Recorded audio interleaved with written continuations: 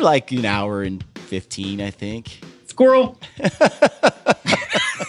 Yeah. And I have sniffed so much Yeti that my head immediately became shaped for a flat brim. When did you know you really liked Cameron? We became buddies like immediately. Like Once right we off the became bat? Friends. Yeah. Well, I had him on my podcast. It's the first time I met him, and he brought me a Hoyt bow. So how could I not love him? I did. What did you think when that happened? I thought I made it. I love it. I thought I finally made it. This is Tim Burnett with Solo Hunter, and you're listening to my favorite podcast, The Gritty Bowmen. I just Randy Black Eagle. That's it. Boom. That's my. That's how we roll. Just drop the mic and walk away. What was it about Prince of Wales that was It's different? the unique mix here. Someplace you go to Alaska, especially you can reach them by road. It's the famous combat fishing. Yeah, right. That you hear Not about. appealing at all. The thing about Prince of Wales is it has excellent stream fishing, and they're the small streams that are more comfortable to fish. You know, some of them big rivers up north, man, you step wrong and you could drown. You know? Wash away. Pretty unforgiving, you know. All the different species of salmon run into our streams. The kings are the only one that don't run into the streams. We fish the saltwater for those. You know, that's unique for Alaska. You can do what I just described there, stream fish and ocean fish the same day. And then we have the deer and the black bear here, too, for the hunting. You've been on some hunts where the pilot came in early to get you because of weather, and, I mean, just crazy stories like that where you didn't know you were going to get out. You know, that's what you have to understand. That's the adventure of Alaska. That's why Ken's doing this. This episode of Gritty Bowmen is coming at you from Whale Pass on Prince of Wales Island in southeast Alaska. Our guest is our friend Ken Brough. Ken is a quiet, unassuming guy, but if you spend a little time with him, you quickly realize there's more to this man than meets the eye. He's an accountant by trade, but an adventurer at heart. He's been to some of the most remote wilderness areas of Alaska. He's hunted everything from brown bear, caribou, goat, and sheep to Sitka blacktail and the big coastal black bears that Prince of Wales is famous for. A couple years ago, Ken quit his accounting practice and started a hunting outfit in Whale Pass on the island. He calls his outfit Prince of Wales Eagle Lodge. We purchased lodging at his place for 2 weeks. Ken caters to the DIY hunters who want to do everything on their own, as well as those who wish to be catered to. He basically set us up with a place to sleep, a car to drive, and a skiff to cruise the ocean shores with. On this episode, we learn more about Ken, the enigmatic accountant / bush pilot. He tells us a few good stories about his adventures and the harrowing adventures of others who have explored Alaska's wild frontier. Ken shares his knowledge about bears and about POW Island, and he talks about what drew him to the island. We talk about the difficulty of judging bears and the best time to fish the island. It's good stuff. I hope you enjoy hanging out with this quiet, unassuming man as much as we did. If you're planning a trip to POW Island, give Ken and his lodge a look. You can find him on Instagram at Eagle Lodge Alaska. Give him a follow and check out his website at eaglelodgealaska.com. We're good to go. All right, folks, welcome to the Gritty Bowmen podcast. We're coming at you from beautiful southeast Alaska. Don't let this scenery deceive you. It can be a lot uglier than this. But today we are treated by a gorgeous blue sky, some clouds, a little wind. We're right here on the beach, and we're at Eagle Lodge, Alaska, with owner Prince of Wales, Eagle Lodge, Alaska, Prince of Wales Island, with owner Ken Brough. And I got my dad here, Brent Call, and the gritty angler Chad Nelson here. And we're going to do a little show today on Prince of Wales. We're going to get to know Ken a little bit. We've been here for about a little over a week. Ben shot a really nice bear. Chad shot a nice bear, and I shot a nice bear. We came down here for the bear, and then we thought we'd do a little halibut fishing, but all we could catch was sculpin. So we cleaned out the hole. Ken will have to tell you about that. And if you want sculpin, there aren't any left. There's no limits. Is there? We caught them all. And there's a certain hole where the sculpin they abound. So You guys are king of fishing for sculpin. I've never had people catch that many before. You're quite the fisherman, I must say. We like to set records. We discussed that before. Yeah. Everybody's caught halibut, but how many guys have caught sculpin like we can catch sculpin? Yeah. You took the record on this trip. I've guided a lot of people, spent a lot of time on the water, and you guys have the skill of catching sculpins down to a fine science, I've decided.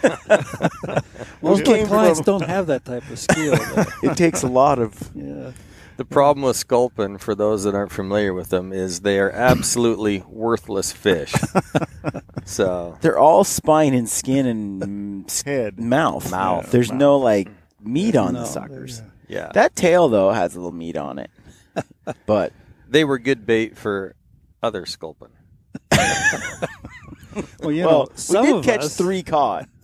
True. I say some we. of us, I won't say who, had a pretty good halibut on that let get away from. But we won't talk too much about that, will we? That's we'll try right. to leave that part That's out a of the painful show. memory. Chad managed to catch a halibut hook a halibut on the line and then lose it. So, yeah. I blame it on the sculpin bait. It was too tough, too thick skin. The hook couldn't penetrate, and I couldn't set the hook. That's what it was. Yeah. Now, we've been here. Ken, tell us a little bit about you. Where are you from originally? You know, I grew up in a little place called Smithfield, Utah, just there on the Idaho-Utah border, extreme northern Utah. It's where my ancestors settled there, were settlers, and that's where I hailed from. I went to Utah State University after graduating from college, though I left the area. It was starting to get too big for me. When you get more than 10 people, that starts to get to be a crowd for some of us types, And I, after college, I went to Montana and then ended up Wyoming and lived in Wyoming, just under 30 years. And during that time, I always loved to come to Alaska fishing and hunting, though. I have this bad addiction, my wife would put it, that work brought me to Alaska in the early 80s on some projects I was working on. I'm an old accountant by profession. Don't hold that against me, people. I was going to say, what did you study in college? So yeah, accounting. I was an accounting graduate. Worked for large international CPA firms where I started my career. Oh. Which one did you work for? I worked for Pete Mark, they called back in those days. Pete Mark Mitchell. Uncle Pete, we called him. But I worked in their Billings, Montana office, and then in Salt Lake for a while, and then broke off and started my own firm with a couple of individuals in Wyoming, where I really wanted to live. I'm not a city guy. I'm sorry, that's not for me. And during that time period, I worked on some clients in Alaska, and to my great satisfaction, they had all the toys, the boats and the float planes and wheel planes, and we got to partake of Alaska wilderness when we wasn't working, and that got me hooked on Alaska. So, how many times have you hunted? What have you not hunted? I should say. What have I not? I haven't hunted muskox yet. I've seen muskox, taken their pitch. I haven't hunted muskox yet. I've hunted brown bear, black bear, of course, a lot of times. Of course, the sit-kit black-tailed deer we have on the island, caribou, the Dall sheep, moose, goats. We like to goat hunt south end of Kodiak Island. It's an over-the-counter kind of a tag. And so I've been fortunate and blessed enough to hunt quite a bit of parts of Alaska and fish a lot of parts of Alaska. In those days, I was doing the projects up north, Anchorage area, and we'd hunt and fish a lot, the Kenai Peninsula and that part of what they call South Central Alaska up that way and up Fairbanks direction and stuff. But jeez. When you say fishing, I got to ask about fishing. Is it ocean, deep sea fishing, or are you hitting streams for salmon? We did both. We'd fished some of the big rivers, the Clutina and the Golcano over there in that Copper River country over above Valdez. We love to fish the early king runs and stuff over in there. We'd ocean fish, out of Valdez, Seward, Homer, those kind of areas, and then we do some stream fishing. Even did a little pike fishing up in Lake George up by Fairbanks. That was a some fun times too. A lot of the rivers that we were fishing were the big rivers, and I had a really good friend named Dr. Alan Carter from Wyoming, and he's a Alaska addict like myself. And during those years, we always said, if we find the right place in Alaska, we're going to buy some property up here. And one day, had a daughter marry into a family who's got a lodge here at Point Baker, and I took my first trip to Southeast Alaska in 2004. First time I'd fished down that way, and found out Prince of Wales was a very unique place. And that friend of mine, Alan, and I came on that trip together. The trip was over. We said, we found that place. We're going to buy some property in Prince of Wales. What was it about Prince of Wales that it's different? The unique mix here. You know, there's a lot of fun, fantastic places to fish and hunt in Alaska. You know, that a lot of really great places, and I feel blessed I've got to visit quite a few of them and experience a lot of them. But the thing about Prince of Wales is it has excellent stream fishing, and they're the small streams that are more comfortable to fish. You know, some of them big rivers up north, man, you step wrong and you could drown. You know? Wash away. Pretty unforgiving, you know. Yeah. But here, you know, we have lots of streams, literally hundreds of streams on the island. All the different species of salmon run into our streams. The kings are the only one that don't run into the streams. We fish the salt water for those. But, you know, here on the island, we have all those streams you can fish, and we have the salt water at our back door. You know, that's unique for Alaska. You can do what I just described there, stream fish and ocean fish the same day. Yeah. We've got to do both of those. So yeah. So that makes it unique. And then we have the deer and the black bear here, too, for the hunting, you know, and lots of great black bear. Of course, Prince of Wales is known for its record-type class black bear. And Sitka deer hunting is great here. So that's what drew me, that combination of things that we really hadn't found elsewhere. And not lots of people, you know. Someplace you go to Alaska, especially if you can reach them by road, it's the famous combat fishing. Yeah, right. You know, that you hear not about. appealing at all. We really haven't seen. We've had feels like we've had the island to ourselves. Yeah. That's the way it is. You know, it gets a little more busy, you know, July, of course, and early August as far as on the island fishing and stuff. But, you know, again, that's what drew me here. There's not the crowds. It's to me like hunting and fishing ought to be. You know, you and your buddy most days is doing your thing together. That's because there's nothing up here. We're an hour and a half from the nearest grocery store and cell reception. We should talk about where we're at exactly, because I came here, the first time I came to Prince of Wales was in 2007. And I came with my uncle. We stayed in Thorn Bay. And we looked on the map, and we could see Whale Pass on the map. And we're like, how do we get to there? And if I remember right, there was no road going here. Or if there was, it was a crappy road. It was dirt road, right, by then? Yeah. Gravel, quote, but pretty sketchy gravel road. But they just finished a new paved road that comes just close to our area. What's that intersection where they started at? What's that? Where the pavement ends is we call that the junction to turn into go to Neck Lake Whale Pass. It's basically where the pavement ends is approximately 3 miles from our lodge from here at Whale Pass. Yes. It used to be, I think you had to drive like an hour on a gravel road to get here. You did. The gravel up until a couple years ago ended down at the Kaufman Cove turnoff. That's what it was, Kaufman Cove. That's where we took that. Stepping up. They're moving roads into your area, Ken. Wow, I know.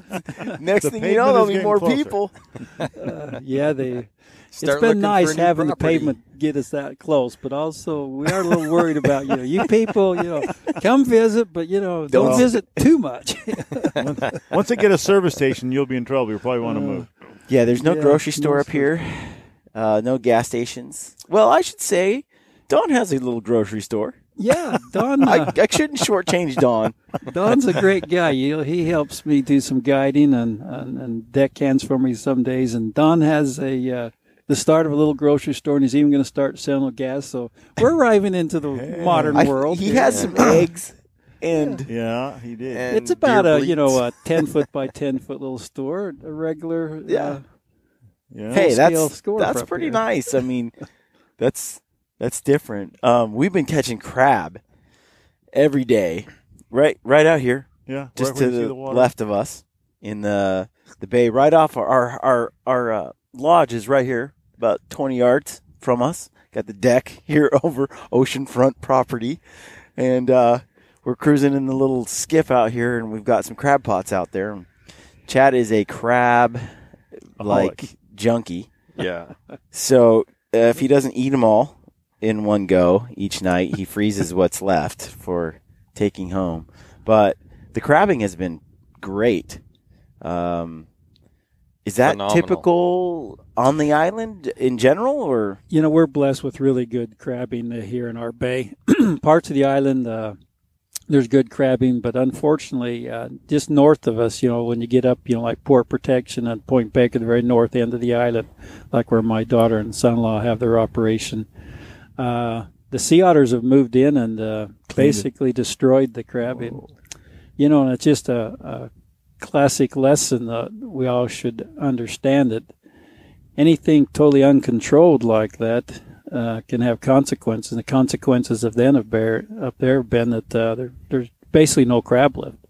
Those otters have eaten themselves out of house and home, and they're protected, which is fine and good, but hasn't been too fine for the crab and species like that they've over. And these are the Dungeness crab, correct? Dungeness crab is what we catch. We have a few tanner, and once in a while you'll run into a small king crab will show up in the pots, but Dungeness is our primary up crab. there as well? Yes, that area. Point Baker. Those Dungeness. I haven't had a lot of crab, but that Dungeness is delicious. Little butter, Sweet, too. Little butter dipped in Slip butter, right down. and it just That's great. slips right down. So with the sea otter deal, we actually came across a lot of them when we were up north hunting for bears. That's true. Glassing some of the bays, and we haven't seen many down here. They are protected, but are they endangered anymore? I mean, what's their status? To see the wrasse of them up north, I would. You'd say they're of least concern. I don't think there's too much concern of going extinct any day soon. How far north? Just at the end of the island type of, or just further north up between the two? You get up by Red Bay, and there's a whole bunch. Yeah, of as soon as you just get a few miles north, El you start Capitan. running into El Capitan has a lot of them. Ton of them in El Capitan. That's where we've seen the most. Yeah. Yeah, El Capitan, there was a ton of them. There's a hefty duty population of them just north of us. You'd think like the orcas or something would be eating those little guys. I mean, they're not so little. They're like big as Chad. Yeah, they're not little. Some are pretty good size. I mean, not as big as man, me. They are huge, muscular creatures. They're just laying out there in the water with their sunning themselves, eating the crab off their chest. They're eating shellfish. I mean, I see them eating. They're crunching everything. Chad and I heard them crunching. I was like, we heard it before we saw the otter. Those teeth are. I mean, they're snapping open muscles. Yeah. They're fun little critters to watch, and like I say, I like the sea otters, but I'd like to eat one. I don't know about that. They don't look too tasty to eat. They look a little like they might be a little tough and stringy. Yeah, maybe. The native Alaskans, they're allowed to hunt them. The rules there are that they can't just shoot them for the sake of shooting them. They're supposed to do something with the hide or something. The hide and stuff. That use the traditional sea otter as their ancestors did. But otters and seals they can shoot, right? Correct. Yeah, they have. There's so restrictions do they on the hunt seals, them much, or are they kind of? What's the latest? Not really. You don't see the natives, especially around here, hunting them too much. And I wish they would hunt them a little more, and keep the balance there in a little bit better check. I honestly haven't seen very many native people. There's Up not north? too many right up here on the north end of the island. There's a heavy population of them down when you get down to Kloak and Heidelberg. Okay. There's are a lot of native Alaskan property down there. They're the Tlingit Haidet tribe is what is. What's it called? Tlingit Haidet. That's all one word? It's a hyphenated word. It's actually two tribes. Two Tlingit tribes, that's and what it Haidet. sounds like. Clean it and hide it. Hide it. Mm-hmm. Like hide it in the corner. Well, kind of. Is that where they I don't get the think name they'd appreciate you quite saying it that way. But, Just and there's trying to some get really the phonetics down. good people. There's a lot of good people, Tlingit Haidet natives we have here on the island and stuff. Some of them have the alcohol problem that the Native American is famous for, unfortunately, and they know that and recognize that, and are dealing with that issue problem. Yeah, we saw signs pretty much all through town, in every bathroom that you go into at different stores, where they talk, where there's helplines and stuff for that kind of thing. So it's definitely, and it's clearly spelled out that there's a problem with that, and it's something that that there's help for. Yes. So so the crabbing is solid down here. We hear say that halibut fishing is good too. However, this is the early time of the year. The halibut go out into the really deep, far out waters during the winter time. Just so people know, Chad and Anthony and Ben and I and Dad, we came down here for the bear hunting, and Chad and Ben and myself drew a tag. Anthony and Dad came to be our gophers and just whatever chauffeurs and stuff. Pack animals. And they've done a good job. Phenomenal. And but we came. I've been here twice before for black bear, and I came the last week of May and into the first week of June, and I think I shot all my other two bears after June 1st. And finding a bear that's not pretty rubbed out by then is tough. They seem to just, go bald by the time you get to June.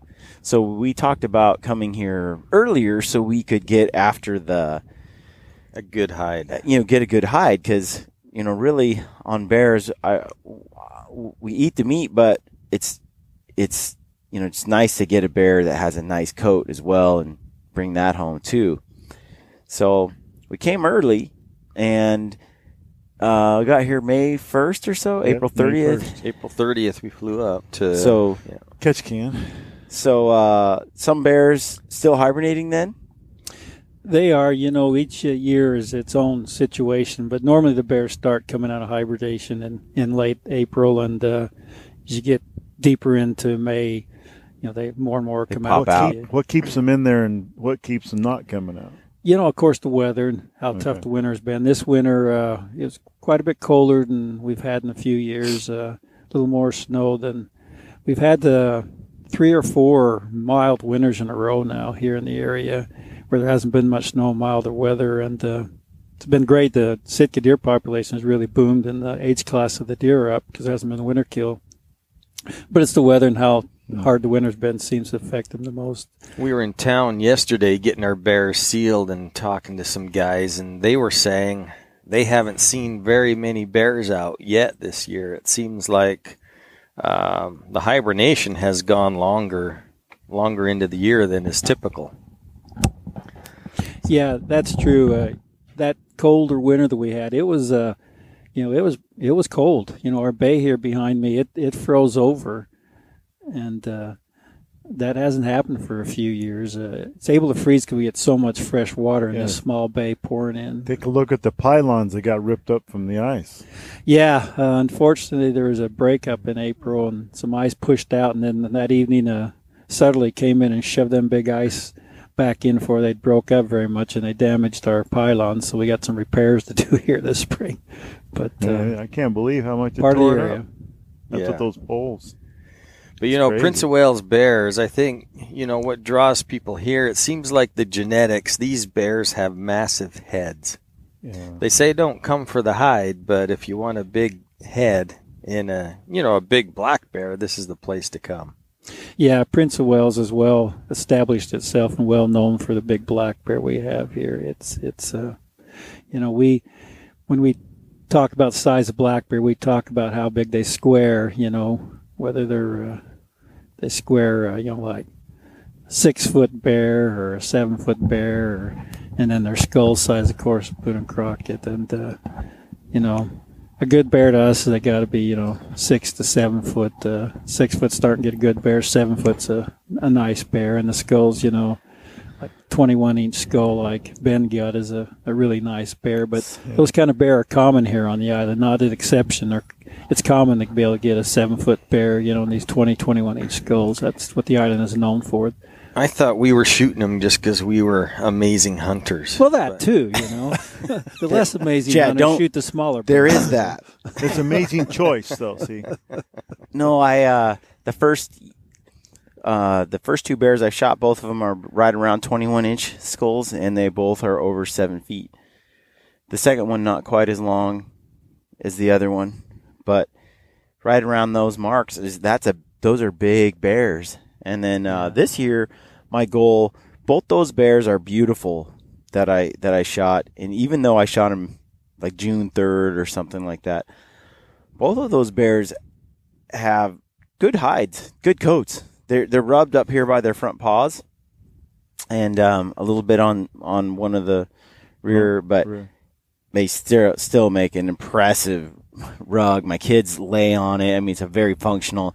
I'm not, the guys get these rugs and they hang them on the wall or they drape them on. I'm like, use that sucker. Throw it on the floor. Like, lay on it. Watch TV from there. Like, so my kids use the head and they recline on it and they watch TV and stuff. And they're always like fighting over the rug. And we got 2 more coming from bear hunt in Alberta or BC that we did. And then this bear, though, I was like, okay, I want a big bear with a big coat. And I don't really care about much else. I really am looking for just a good, solid coat. And just so happened that, I definitely saw much better hides. We saw fewer bears than I've ever seen. Yeah, that's true. But I've seen every bear I've seen, almost every one of them has looked really good. Like the coat is. So I imagine, by the time we got here, it was so hot. And there's so many bugs out. 2 years ago. A couple years ago. 2 years ago. Yeah, that, it was. These bears were rubbing. They're just rubbing. Is that what they do? They just kind of rub? They do. They tend to rub some in the den. That's why, like those bears you shot, it's classic. They'll have some rub on their feet, maybe someplace they're moving their behind there in the den. So there is sometimes just like, some of the bear, you will see a little rub. They'll just come out of the den already rubbed because they rubbed while they were in there. But the longer they're out and as things warm up, then you start seeing a lot more rub when you get late into May and June. People ask me, when's the best time to bear hunt in Prince of Wales? Well, anytime from the 1st of May to, like you say, mid-June as things shut down is good to hunt, but the best hides are going to be early. The boars come out first, so you'll see less bear traditionally, when you come that early part of May. They're going to tend to be the boars. That's who comes out first, the bigger boars. What's odd is I think of all the bears I've seen on Prince of Wales, in 2007, I saw a lot of small bears, and I saw a lot of sows. But when we came in 2012, No, 15. No, we came up here in 2014. 2014. When we came in 14. So it was 3 years ago? I went 12. I went blacktail. And then in 2014 came back for bear. It was all boars and they were big. And now, same thing, like all boars. We don't think we saw a sow. One evening we saw 4 bears in the same evening in the same 2-hour window. Yeah. So some people don't know that it used to be over the counter. Correct. And it sounded like I kind of showed up right at the end in 2007. I think 2007 or 8 was like the last year they did an over the counter deal. And then they started managing the unit with tags. What have you seen since that's happened? The island was getting such a reputation all over about its bears and the big bears that too many bears were being killed. That's just the fact of the matter, and the Game and Fish recognized this, so they stepped in and put the non-resident hunters, the self-guided non-residents, on a draw so they could manage how many bears are killed. Because if you want to go with a guided bear hunt, that's still, you can buy those tags, you don't have to draw, and some people don't realize that. But then the self-guided hunt is by far the most popular because it's a very doable hunt for the self-hunted type hunter, and so that's what is definitely the most popular. here on the island. That's where the bears were getting large numbers harvested by those. And you could tell during those late days before they put the draw on, the overall size and age class was starting to take a hit. A lot of, it was the right thing to do what they did, to step in and manage things. And it's very noticeable, especially the last couple of years, that age class and size is getting back to where it should be as they've tapered off, not harvesting as many black bears. So it was good, as the right thing to do. And this is unique for Alaska, being able to come self-guide for bears. And is that allowed here just because there's no brown bears on the island? It's true all over Alaska that you can hunt a black bear without a guide. And here, as you alluded to, on the island, we don't have brown bear. And that's another thing that attracted me to Prince of Wales. For those of us who've had some dealings with some brown bears, they are more aggressive. There's days that you wish they weren't around, that they can be a problem. And the island, we have only black bear. It's part of the reason why they're so big also and so many. Right. They don't have to compete with the brown bear. But it means we don't have to contend with sometimes the brown bear issues. Our black bears are much more easy to get along with. So what are these brown bear encounters you speak of?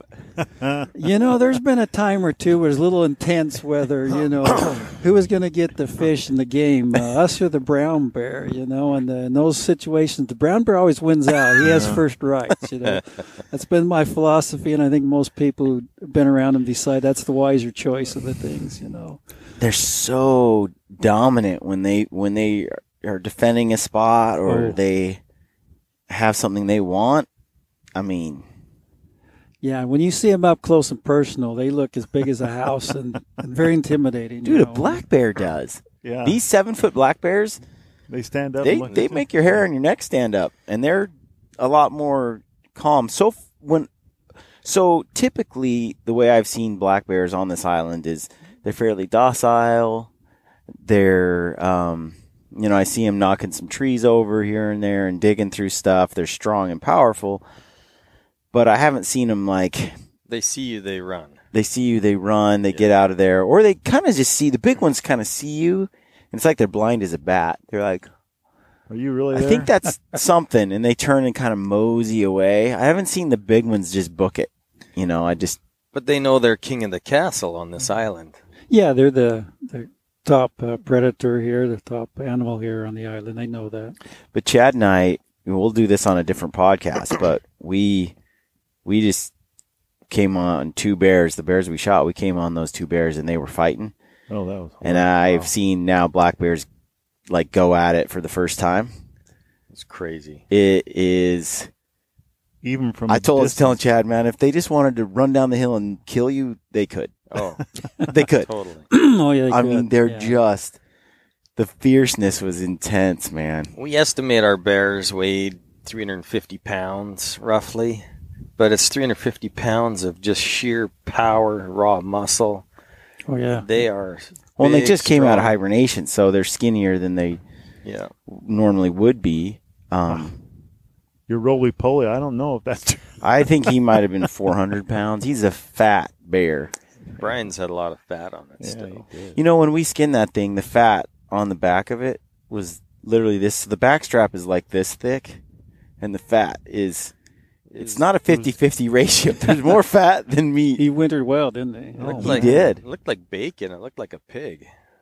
And the hide on him was perfect too. Like a super healthy bear. Chad's bear looked like we were skinning it, and just there was no fat left. I mean, it was super lean. It looked like an older bear, maybe bigger, slightly bigger. But Hence just all the perforation in my now skinned bear hide. They got a few skinning holes in it. The taxidermist can't sew shut. But practice. It was dark. It was pouring rain. We were just in a hurry. We were, as you say, in the rainforest. It was one of those few days it rains around. So tell us about this this locale's temperature and climate. Yeah. It's a rainforest we live in here. Is it a temperate rainforest? Yes, a temperate rainforest. People always say, "Oh, how do you ever live in Alaska? It's so cold." And It was a lot colder in Wyoming than it is here. Yeah. When I lived in Wyoming, Star Valley, Wyoming area is a lot colder than here. That's interesting. The thing that people don't realize about Southeast Alaska and Prince of Wales is you got Alaska way up here in the north. Yeah, and then you got all those islands that trail down the coast of Canada all the way down to nearly Washington state. And Southeast Alaska is just, Ketchikan is just north of Seattle. It's right off the coast of northern British Columbia. So you're closer to Washington State than mainland Alaska. Oh yeah, we're a lot closer to Seattle than we are to Anchorage here. You know, Prince Wales Island is one of the biggest islands. I've heard some people say it's third biggest island, fourth biggest island in the U.S. It's about 140 miles long as a crow flies from tip to tip. It's a good-sized island. But it's the last of the chain, as you're talking about, of Southeast Alaska. Dixon Entrance is the big water just on the south end of the island, and that's what separates us from the Canadian water. And the Queen Charlotte's, the Graham Island, is just south of us. So we're at the very southern end of Alaska. Our weather here, typical winter day is like low 30s, high 20s for a cold day. The exception was this year. We got down into some high teens and a lot of 20s. That's what caused the bay to freeze over. But, you know, we're not that sub-zero stuff. We don't get that here in Southeast Alaska. Like this week you guys have been here, the temperatures have been in the low 50s. Now last year, which was a mild year, the same week we were in the 70s last year.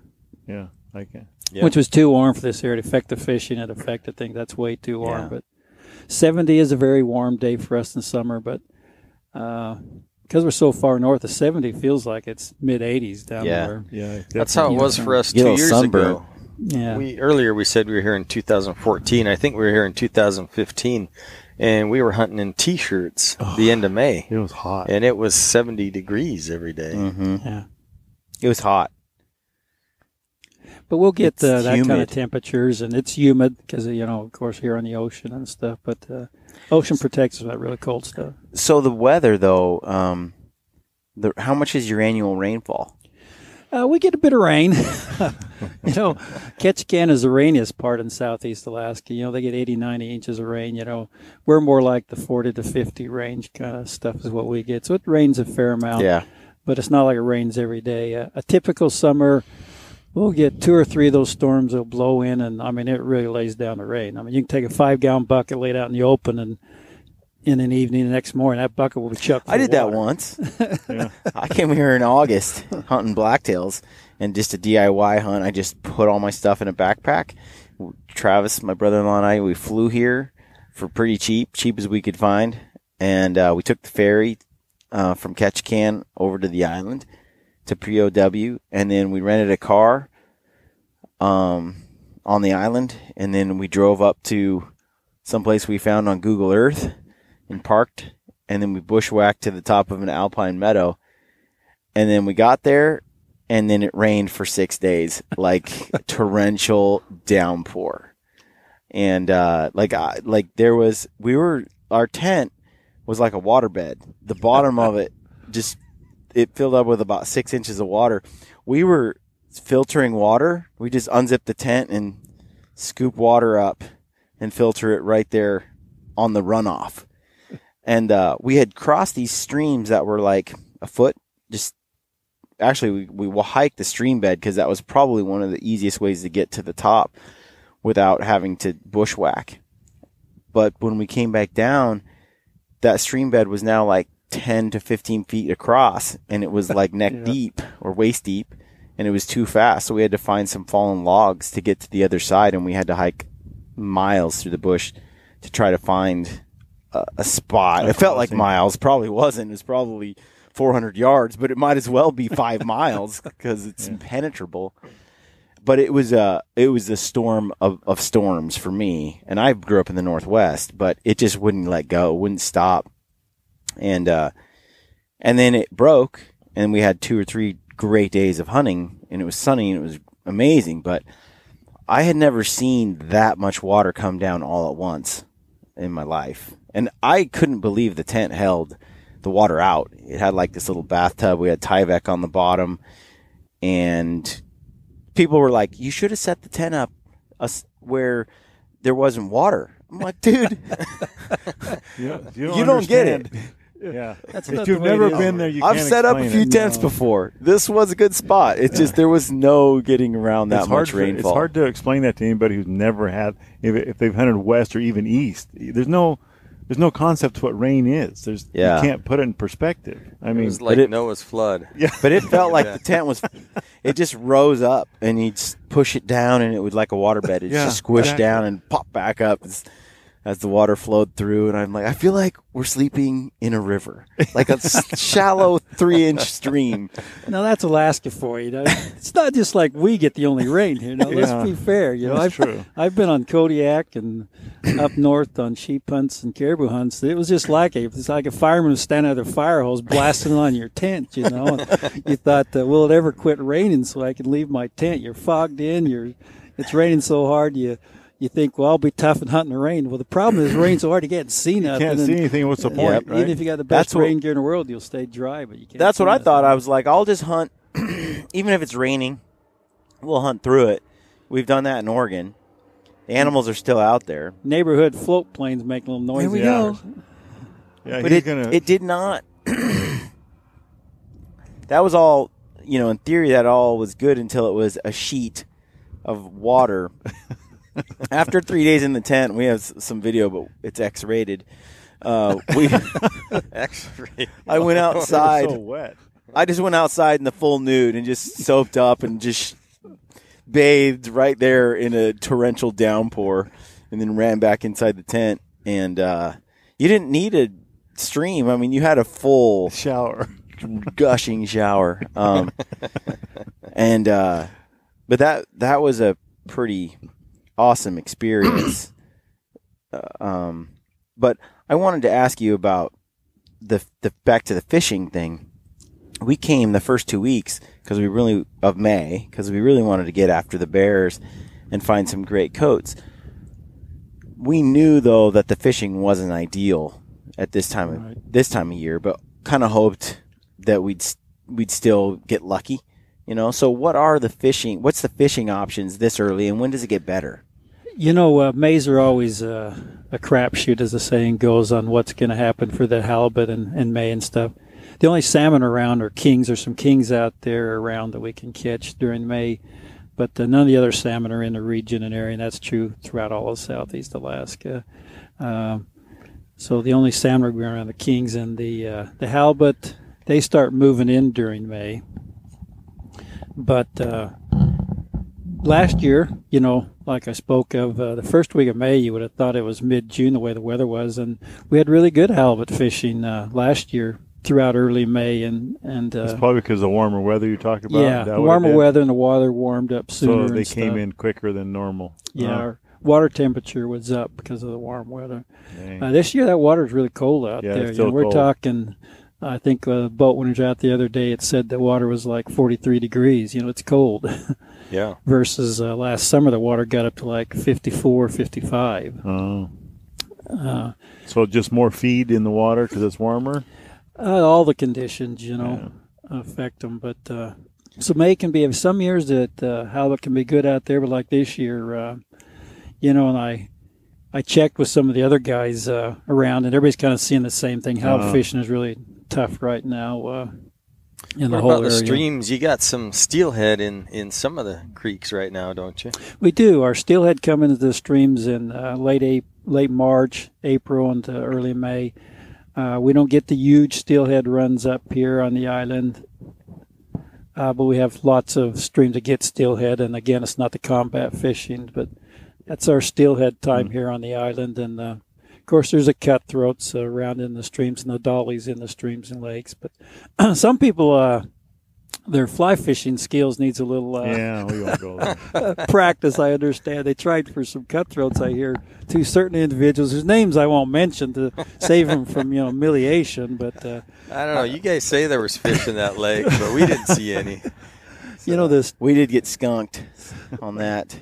Those fish lake. get ignored because everybody's chasing the salmon, but you know, I got to be honest, you guys are the first ones I've ever sent over to the lake. Haven't come home with some cutthroats to show for it, but, you know. I know, Chad. Maybe it's the cold weather that time of year in the lakes, too. There was some excuse other than us, for sure. We couldn't compete with the Eagles. Yeah, yeah, that's true. Chad said last night, he's going to bed, he's like, I want to go back to that lake. It gave us the middle finger. It gave us the big middle finger, and it just hasn't sat well with me. In seriousness, the colder water, of course, makes us fish less active and affecting that too. But yeah, we were talking say more about the skills of fishing. We were talking to a local guy over there, and he looked at Chad and he's like, "You're going to need a bigger net."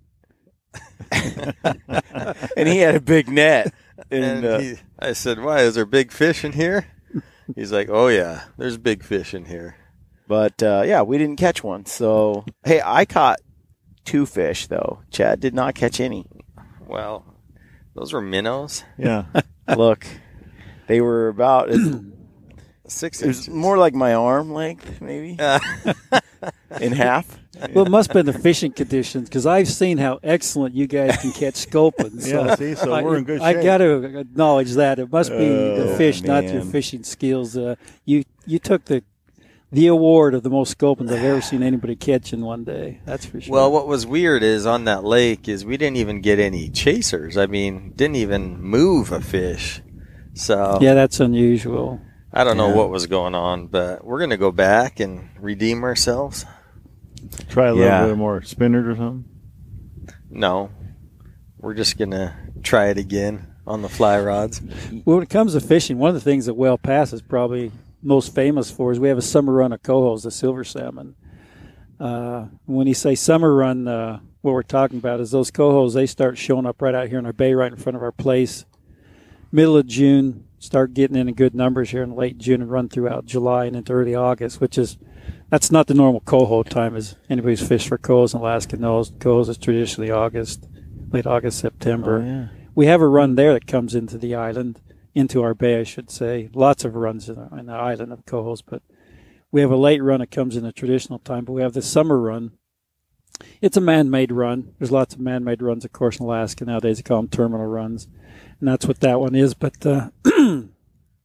those fish, the saying is, I think they're reds. They come early and they act kind of more like a red sockeye salmon. But that's, again, one of the things that attracted me to Whale Pass and Prince of Wales is, you know, being able to fish silvers when it wasn't downpouring on you like in September it can sometimes. Yeah, September can get ugly.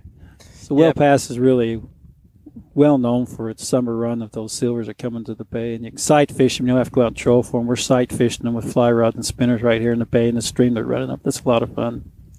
Well, what's amazing about this island in regards to fishing is there's just so much water. So many lakes, so many streams and rivers. You can get out there and fish and not see another person all day long. You can, and again, that's what attracts people to Prince of Wales. Prince of Wales has a very loyal following for people who want that niche we're talking about, who want a lot of options, a lot of streams. You know, they're not just worried about, the run is off in this one stream. Well, go a couple miles up the road, and there's another stream to fish, another run to hit. You know, it has a loyal following. Like I said, a lot of great places to fish in Alaska. Prince of Wales is one of the many greats, but it has a very uniqueness to us, as we've been talking about, that create a loyal following that some people just really love to come here. Yeah. So, Ken, we had dinner with you the other night. Amazing seafood buffet of oysters, crab legs, cod that we'd caught. But while we're eating dinner, you told us some crazy hunting stories, some adventures you've been on, and I just wanted to ask you, what's your most memorable or craziest hunting trip that you've personally been on? Oh, gosh, they're all unique, and you know how that is. Every trip has its own uniqueness. Even if you don't get what you were after, just being out there with good friends or family and other guys in the wilderness is great experiences. But I'd have to say probably on Alaska trips, probably the one I cherished the most when I took my first tall sheep up north. You know, it was one of the hardest hunts I've ever done, most physically challenging and mentally and everything else, and some horrible weather again, like you have on some of your Alaska hunts. But taking that first sheep, was very satisfying. It's one of those things, you grow up as a kid, I was that area reading the old, watching the Eastman, old videos at the granddad, the O'Connor stories of sheep hunting in Alaska. And that was one thing I always, one day I'm going to sheep hunt Alaska. And finally the time come, I said, I'm not getting any younger. It's time to go on a sheep hunt.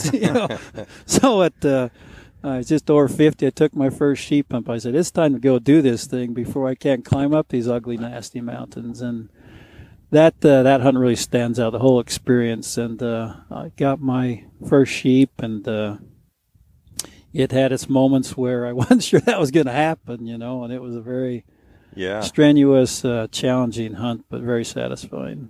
How far north? You said up north. Where did you have to go? We was hunting up in the Wrangell, St. Elias region, up that direction up in Alaska. Now, are you a pilot, Ken? Yes, I have a pilot's license. I haven't done a lot of flying in recent years. There's a saying there's no old and bold pilots in Alaska. That's very true. Flying up here is not for the faint of heart. No. And you either need to fly a really lot or you shouldn't fly. So mainly the flying I do now is I make sure there's another pilot in with me, that he's the pilot in command, and I'm just kind of helping him, keeping the hand on it and stuff. But So you were telling us, probably one of the most dangerous parts of hunting in Alaska is the float plane, or the plane in general. Yeah, it is. Alaska's not to be taken lightly. I always use the saying, Alaska's waiting to kill you if you get careless, and it truly is. It's very unforgiving. These big rivers up here, you can get in trouble in a hurry. You're out there on the jet boating and stuff. Like he said, the water rises really fast. You got to be ready for it. The ocean is very unforgiving. We're on the inside passageway, which is another thing drew me here, so we get a lot less of those rough waters here on the east side of Prince of Wales and the outside water. But that ocean water is ready to turn on you in a minute, and the planes are, a dangerous element. You're flying in iffy conditions lots of times, and there's been a few hair-raising rides I've had in float planes and a couple of Super Cubs that you don't forget those moments when they're over with. You remember the rest of your life on what was going through your mind and what you're thinking, this could be the day when my hunting career might end, There's those moments in life that you don't forget when those occur to you. Yeah, you were talking about some pilots that didn't make it out. It happens. There's one here locally. Wrangell is just here to the west of us, and unfortunately last spring a pilot there had been flying for years. I owned one of the flight services over there. Went down with some other people with him, and it was weather related. Took one too many chances, I guess is how I'd put it, and got caught in a situation that no way out. Huh? There wasn't a way out. The route he was trying to take was blocked by weather, and he tried taking an alternate, and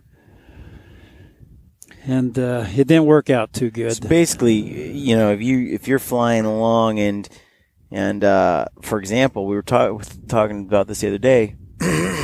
A guy has wheels, let's say, and he's flying over a lot of water.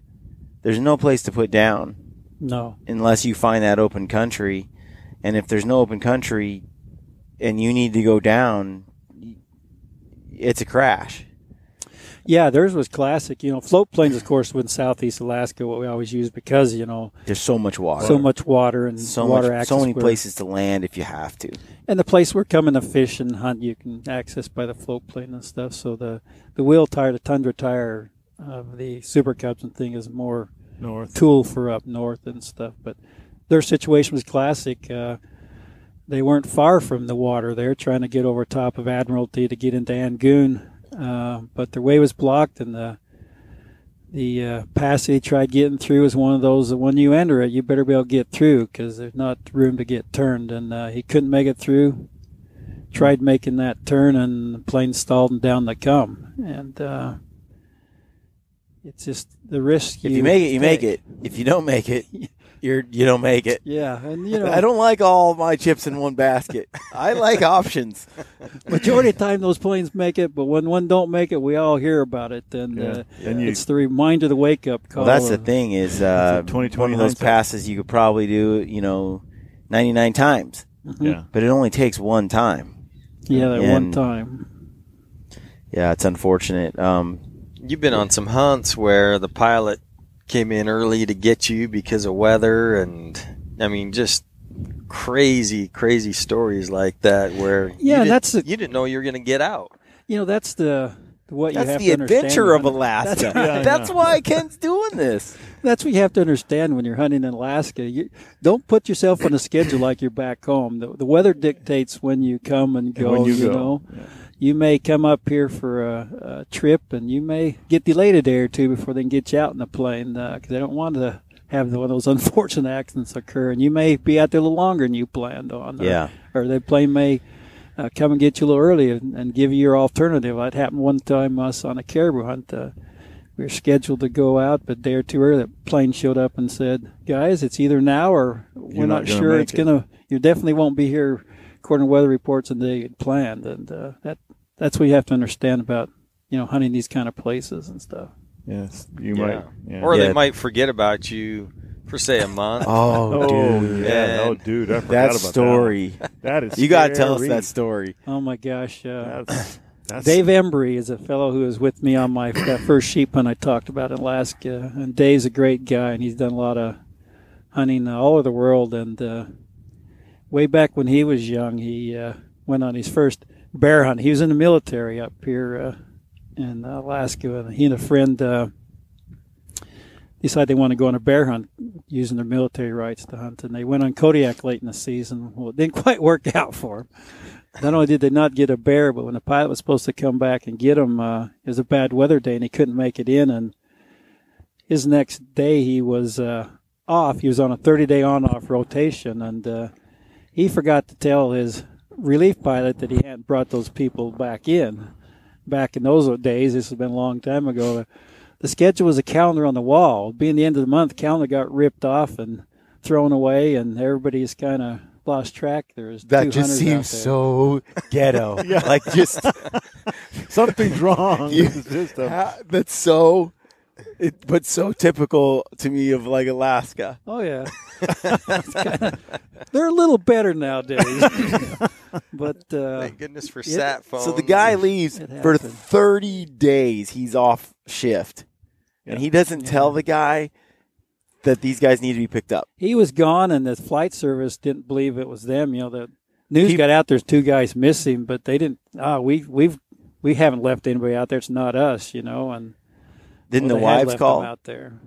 30 days the wives later, called and reported them missing. Yeah, wife. One of the gentlemen, not Dave, wasn't married, but the other fellow was married, and his wife reported them missing.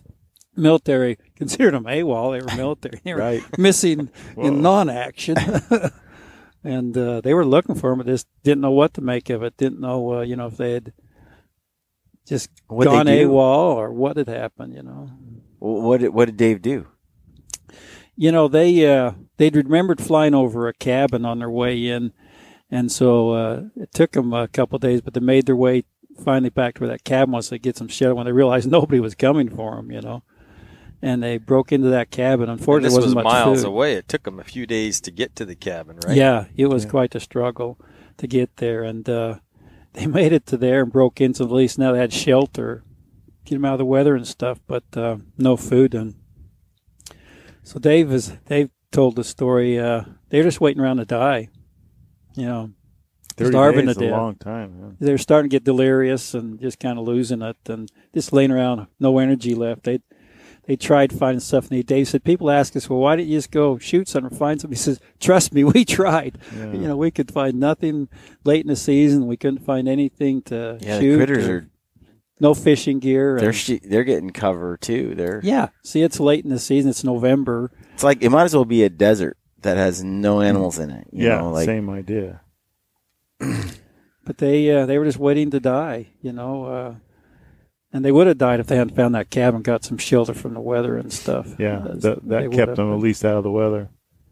But the pilot came back, and when he got back, all the talk was going around about these guys, and he. You went and got my 2 guys, and then they realized, whoops, we know where they are.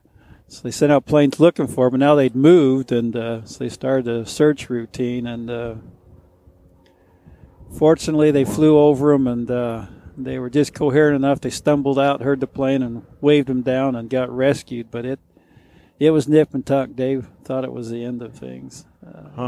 Oh, that's crazy. Oh, dude. So that's probably one of the most extreme cases of a pilot not coming getting back. The stories I've heard. Nowadays, of course, we have satellite phones and everything. Like when we went and goat hunted the south end of Kodiak, the pilots make sure and well, he gave us a sat phone too when we went out. Yeah. Those 2 times. Yeah, it's different time now. It's different time now. There's no excuse for letting that kind of stuff happen. When you come to these kind of remote places nowadays, you got to have the right tools. You stat phones, the Safety. spot system, safety equipment, those kind of tools you should have with you. And it's much better now. The pilots and that we communicate, and you can keep track of weather so much better. The tools we have now, it's a different day. And there's a lot of tools. I feel a lot better with trioxane tablets.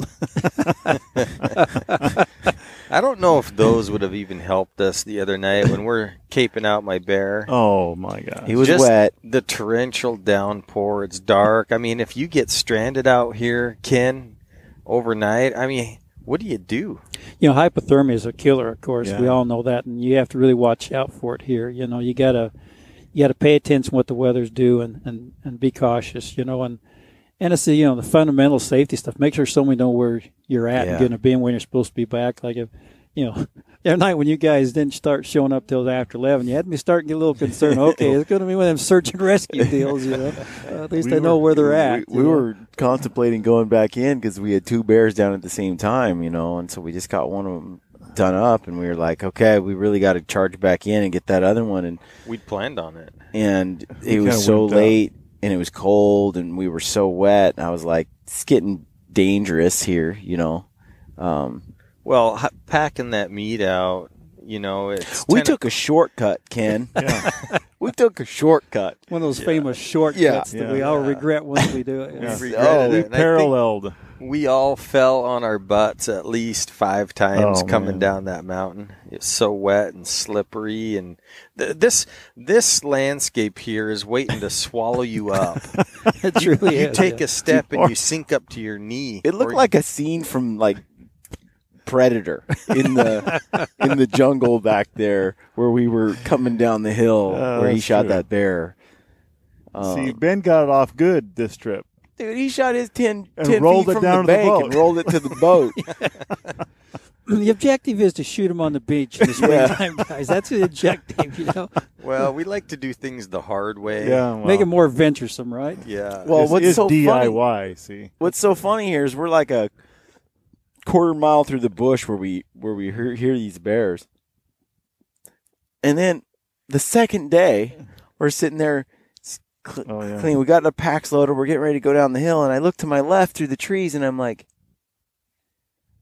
"That's a road." and it's There's a close. road. 80 yards.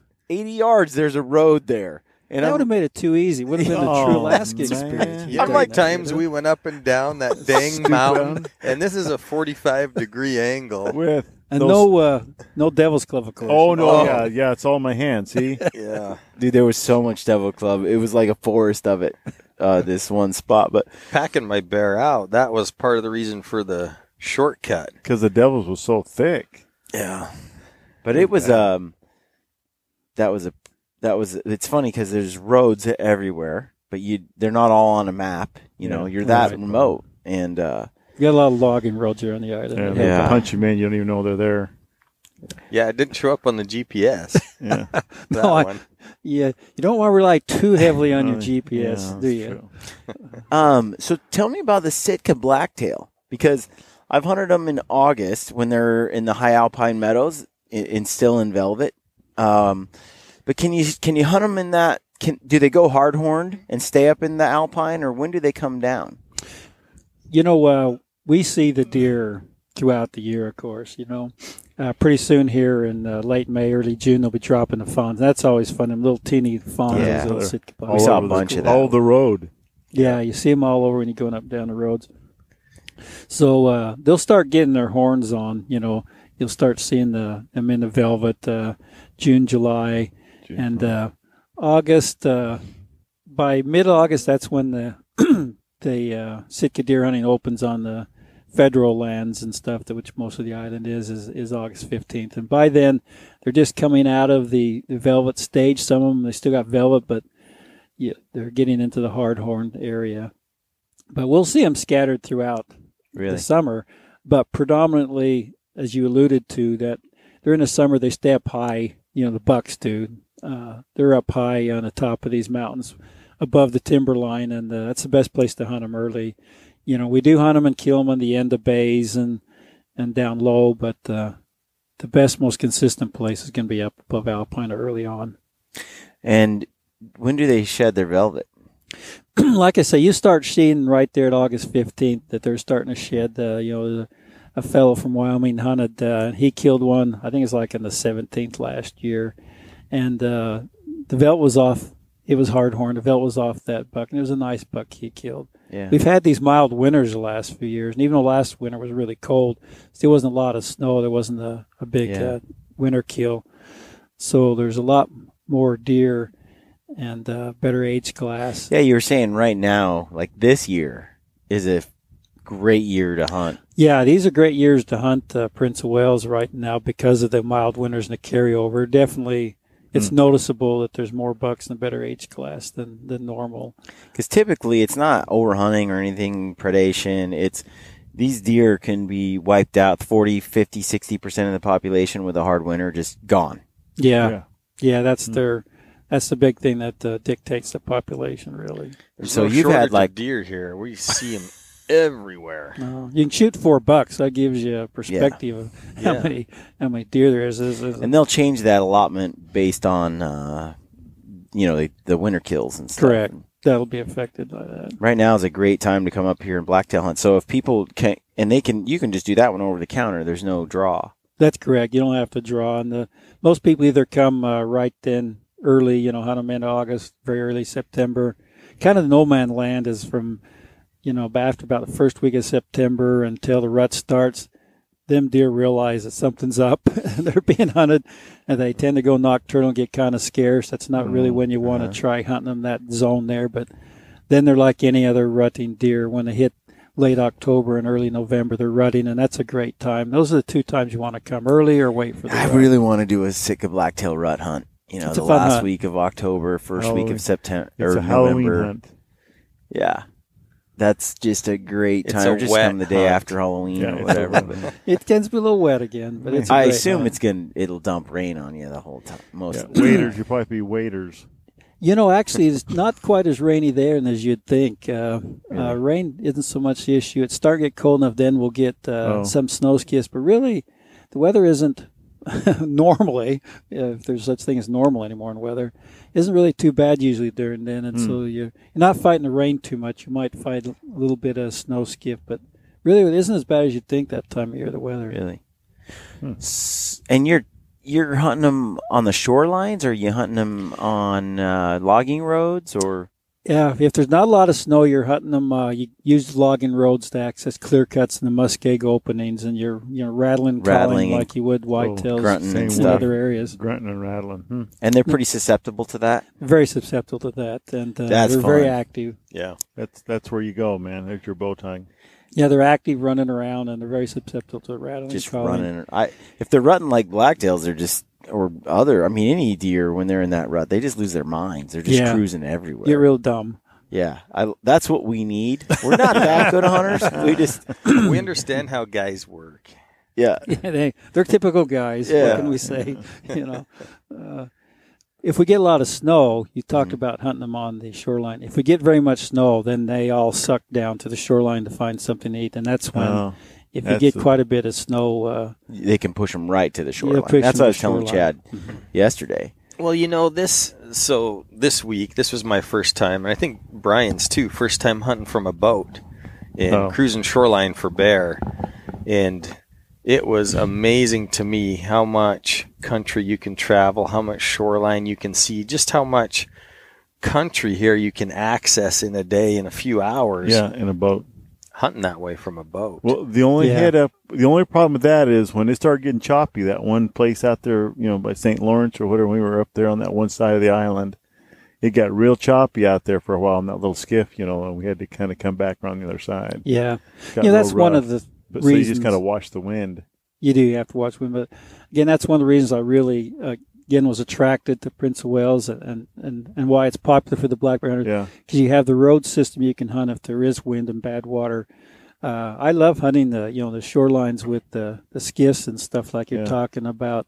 But it's great to have that option of a vehicle to hunt the muskeg openings, the end of the bays you can access by the roads if weather does kick up and get bad. So you're saying, though, in the fall during the rut, you can see some bucks down here along the shoreline too, and hunting from a boat is a good option. Yeah, especially if we get very much snow. Excellent option if we get very much snow. All those deer are going to get pushed to the shorelines. And just a little bit of snow? I mean, it's just a snowstorm, or does it take a little bit No, more? It takes a pretty good snowstorm. Pretty significant snowstorm before they push to the beaches. Yeah. I noticed hunting from the boat it was pretty awesome. That was by far of all the times I've been here and I've hunted all the different ways to hunt black bear. Cruising the shoreline with the boat was like, it was just a blast. And you're glassing, see a bear. And we stalk it. Yep. We blow it, get back in the boat. There's a bear. Stalk it, blow it, get back in the boat. Yeah. And a couple. It's a fun hunt. That was the only bad part was we kept blowing it. There was one bear that we got on, and then two actually that we passed on two bears, and we've been looking at the video ever since we got back, and we're thinking, we shouldn't have passed. Why did we pass? Like that was a nice bear, both of them. It was really hard to see from that distance how big the bear was. So we're gonna have to have you look at it and tell us what you think. But we might have. It's so don't make hard. us feel too bad. It's so hard. So I better say it's only 6 foot. Breaking the news, it was a 7-footer. Is that what you want me to do? We're looking at it now, and we're like, oh, we shouldn't have passed. Perfect coats on these bears. Beautiful, fat, roly-poly suckers. But that was the thing is I couldn't tell how tall it was. It's just a big black blob. Yeah. That's probably one of the more challenging parts of bear hunting, especially these black bear, if you haven't done a lot, is judging how big that bear is. Yeah. But it had a perfect coat on it. And what I could see was the ears were on the side of the head. Big, looked like a nice pumpkin head. But like Brian said, it was roly-poly, big belly, fat butt, and it just looked like a blob and not a tall, maybe bigger. But then I'm looking at it later, and I'm like, it's deceptive because the shoulder hump goes way up, and I'm like, that looks like a nice boar, but at the time, it's so hard to tell. And we were used to. I haven't hunted from a boat before. We did it once. 2007, but just for a morning, but we didn't really do it. We didn't see a bear. This time, though, we did it. We saw bears on multiple days, but you're seeing them at 500 yards, 1,000 yards. Yeah. And then you're driving up on them, and you're getting to 300 yards or so, and we were glassing them and trying to judge them at 300 yards. Yeah. And I didn't bring a spotter because who needs a spotter on Prince of Wales Island? Now I'm wishing we had a spotter so I could field judge the animal better, because at the end of the day, my 10-power binoculars just weren't enough, and I can take a 250-yard shot with a rifle, 300 yards, fairly easily, but I can't see really how big the bear was with my binoculars alone. At least I didn't feel comfortable, so we had to get closer and closer without that spotter. But it's not like they give you a lot of time either, unless you're Ben Morris, and then they camp on the beach for 15 minutes for you so you can shoot them while you debate. Yeah, and we didn't experience that. That's a comical story because Ben and Anthony, they're the same boat as us. Ben's like, I'm not going to shoot it. He's not big enough. I'm not going to shoot it. He's not big enough. It's a 21-inch skull bear. This thing's a giant. They almost did not 7 foot. They're like, I don't know. Then they get up to it, and they're like, they see the paw after he shoots it. Its paw is hanging over the log, and they're walking up to it. And they got the GoPro going, and Anthony's like, "Whoa, Ben, look at that paw. Yeah. That bear's big. That bear's way bigger than we thought it was." And then he comes around and sees the head. And he's like, "Oh, Ben, you're gonna be happy. We were so wrong about this bear." It's a good type of wrong to be. Yeah, and Anthony's like, "It's the first time I've ever shot a bear, walked up to it, and found it was bigger than, didn't have ground shrinkage." Like he's like, it was It was pleasing. It was very. It went the opposite direction for him. So, but hunting from the boat was so much more fun for me than any other hunting because you're out on the ocean. And you're doing it in pretty calm weather. Otherwise, you're hunting those roads because it can be dangerous. Cruising it and seeing so much country, and you're seeing different other critters, and we saw seals and whales and all kinds of stuff while you're cruising and looking for these bears. And then some of the bears we saw were big bears, which got us excited. And it's so funny, like when they're not roly-poly, you can kind of get it's easier to me to see how big the bear is. But when their belly's touching the ground, and it's really kind of hard to tell how tall it is and how big it is. And I think that's just genetics, though. Like Anthony's built like a, ox, and that's just how he's born, right? And Ben's a little midget man. So, I mean, and they only can grow to their genetic capabilities. They're just like people. Bears are different. But I did think it was easier to judge those long and lanky bears than it is to just the big fat blobs. Yeah, I agree. So that's why we were confused on that one. But it can be challenging, They say when you see a giant bear, you'll know it, and I think that's true when we see those monsters.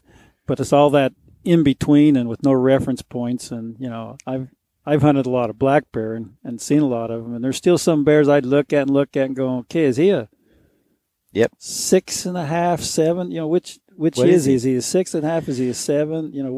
What is he there? We saw that bear that in a location that shall not be named, where you told us you saw this monster black bear that you estimate to be 7.5. It's probably about a 7.5-foot bear, but he's one of those deceiving hard bears to figure out when you look at it. You passed on it because you didn't think it was big enough, and your son was like, "You moron!" I kind of blew that one. I'd said if they want. I want to kill one's more like about a 7.5-foot bear. I've killed a lot of bears, and we saw that bear, and I watched him, videoed him, and it's kind of one of shoot, not shoot. My son's going, yeah, shoot him. And I go, nah, because my son was with me, and I'm not sure if he's going to make 7.5 or he was just a tall, lanky bear, but probably the most thing that threw me on him, he's not got a big head. No, he reminds you more like a polar bear or something. Yep. And I kept looking at that small head, going, well, he's small-headed. I think he's really big, but he's small-headed, and that probably put me off from shooting as much as anything. But I showed my son-in-law the video, who also seen a lot of bears and taken a lot of bear hunting. We saw that bear, and we did not even hesitate to go after him. I saw that bear, and I was like, "Oh, Chad, that thing's huge!" Yeah, but the head he looked like a polar bear. Yeah. And we know exactly how tall he was because he was standing on a bridge, and you could see the rail right next to it, and he was standing next to the rail, and so it was like we had references. Yeah, reference on him. And he's about 100 yards, so we're looking at it, and we're like, go measure, Yeah. I was like, and so you could see he was huge, but he looked like a polar bear, like a black polar bear, and I was like, his head's not very big, but that body is like a 6'10" human being, like he's just. Yeah, he's a big toad. I should have shot that bear. That was a mistake, but one of those whoopsies. But he's out there. But you use the head to kind of figure him out, and and he was deceptive. I think if we just saw him in the woods, he'd be like, he's kind of long and lanky. But that's one bear, like you said. We saw him, and right away we knew that's a shooter. Yeah, no hesitation. He's definitely a shooter. I was just holding out for the shooter of a lifetime, and I probably messed up and should have took him. But that's one of the hardest things, though. I think about that's why this trip I came with the expectation of really wanting an experience and wanting a nice coat, and that's pretty. It takes a lot of that. Well, is he big enough? Is he not big enough? And I want a mature boar with a solid coat. That's all I really wanted. And there's a lot of bears that fit that description. I mean, that's pretty easy. That's doable to fill. For sure. A 21-inch skull, that's a little harder. Yeah, that's a big bear when I get those 21-inch skulls. Yeah. What we found is, like, to Brian's point about genetics, like Brian's bear that we shot 2 years ago, massive head, but the skull was only 19 and a half inches or so. No, it was almost 21. Yeah, 20 and that 5 big one? Yeah. Oh, yeah. Almost 21. Oh, but your one in 2007 was bigger. Body-wise. And skull. Had a smaller. And skull. Yeah. But some of these bears just have so much meat and muscle mass. I was going to say the that skull is not as big as you'd think.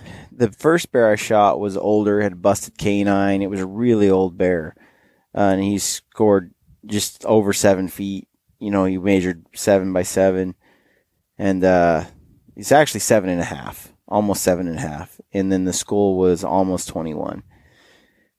And that bear, when I got home, and then the bear I shot in 15, we have that skull, and he was just a giant. He had 2 tags in his ear, you know, probably a garbage bear in town, but he's a monster, muscle-wise. But I put those 2 skulls down, and when we boiled the head, you know, there was muscle on muscle on muscle on the head, just sticking out. And I took like 6 roasts off his neck. I mean, it's just, you see the pictures, it's just massive, so massive.